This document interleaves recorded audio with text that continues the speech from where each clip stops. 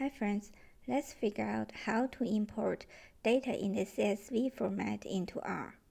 Before we do anything in R, we need to check the actual data in the Excel. So as you can see that in this data we have two columns. Each column has 16 observations.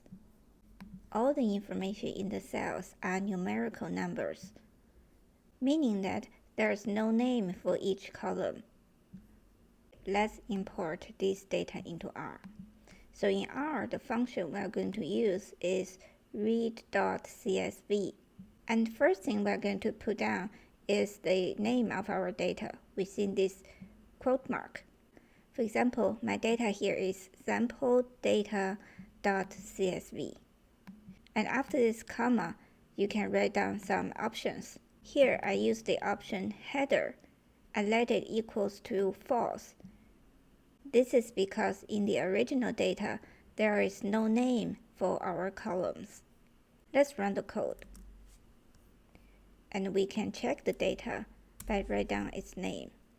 From here, we can see that R successfully imported our data. There are two columns and 16 observations. Because the original data has no name for each column, R helps us to assign column names.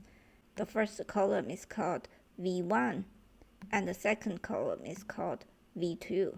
So this is what we do when our original data has no column names, and we let R to assign column names. But most of the cases, we want names for our columns. For example, we want to call our first column Y, and we want to call our second column X. To do that in R, we need to add another option called col.names inside this read.csv function.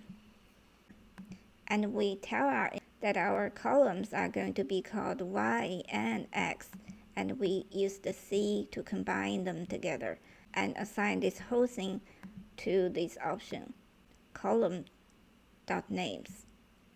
Let's print the data, and that Y and X are assigned to each column. Let's talk about the third scenario. Suppose when you look at the data, you find that somebody already told you the name of the columns, meaning that the first row of the data contains some strings. You can see the difference between this kind of data and the data we just talked about. So how to deal with the case that your data already have names?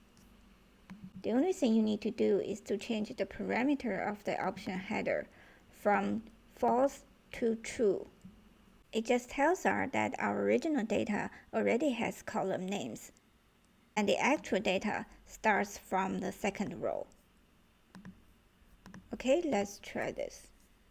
You can see that R successfully recognized the first row as column names, and the rest of them are the actual data.